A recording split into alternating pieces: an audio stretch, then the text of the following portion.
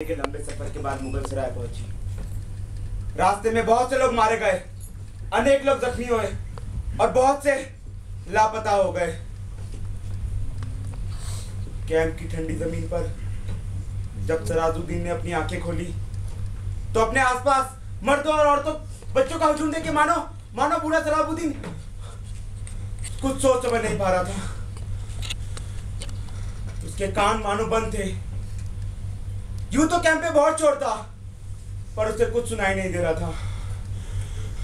उसकी सोचने समझने की शक्ति जा चुकी थी। कोई उसे देखता तो ये सोचता कि वो किसी गहरी नींद में गर्क है, पर ऐसा न था। उसका अस्तित्व शून्य में अटका हुआ था।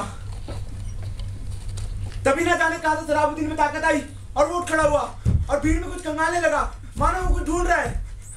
सकीना, बेटी सकीना, सकीना, सकीना,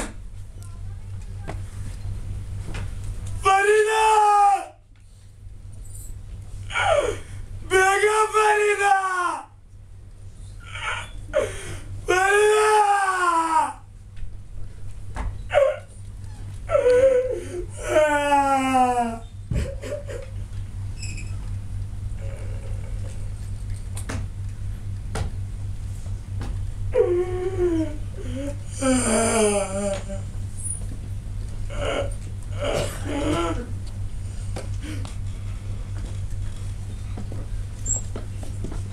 सकीना, सकीना। सराजुद्दीन ने अपने दिमाग पर जोर डाला और सोचा कि हुआ क्या था। अब्बाजान चलिए, अब्बाजान चलिए, जल्दी चलिए। अरे दुपट्टा छोड़िए अब्बाजान, वो लोग हमें मार डालेंगे। चलिए अब्बाजान, अब्बाजान। सकीना, सकीना, सकीना। सराजुद्दीन के दिमाग में सवाल ही सवाल थे पर जवाब कोई ना था। उसे हमदर्दी की जरूरत थी पर भीड़ में मौजूद हर शख्स को हमदर्दी चाहिए थी।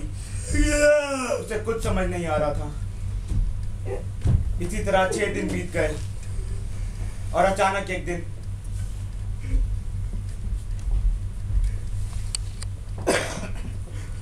भाईजान, भाईजान, भाईजान मेरी बेटी खो गई है।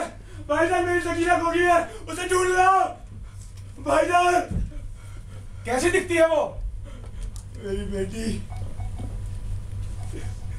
मेरी बेटी बहुत गोरी है। वो बहुत खूबसूरत है। मुझ पर नहीं, अपनी माँ पर गई है। 17 साल की होगी। बड़ी बड़ी आंखें हैं उसकी, काले लंबे बाल और हाँ, उसके दाहिने गाल पे एक बड़ा सा तिल है। मेरी इकलौती लड़की है, उसे ढूंढ लाओ। खुदा तुम्हारी मदद करेगा। उसे ढूंढ लाओ उसे।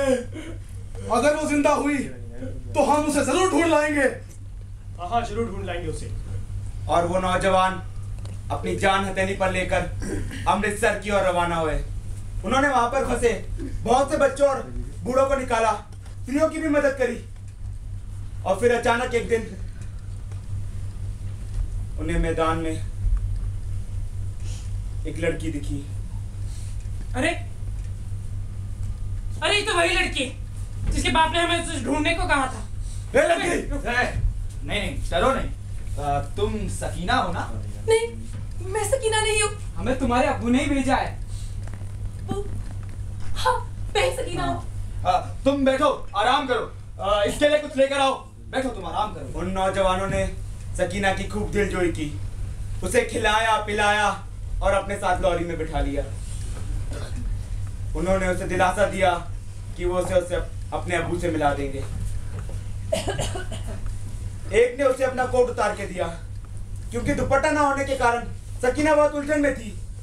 बार बार अपनी बाहों से अपना सीना ढक रही थी।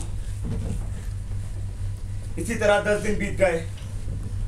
सराजुद्दीन विभिन्न कैंपों के चक्कर काटता रहा, पर उसे सकीना का कुछ पता नहीं चला। तभी अचानक सराजुद्दीन को एक दिन वही नौजवान युवक दिखे। भाईजान, मेरी सकीना को कुछ पता चला? भाईजान! चल जाएगा।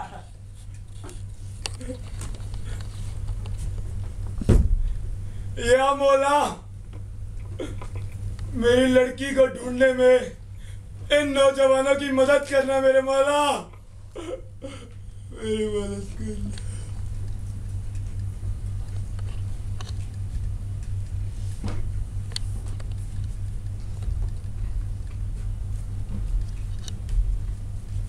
अरे क्या हुआ इसे? कहाँ से ला रहे हो?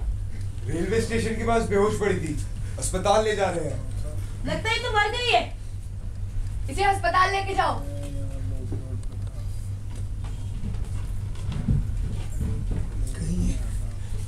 कहीं ये सकीना तो नहीं? जाना होगा।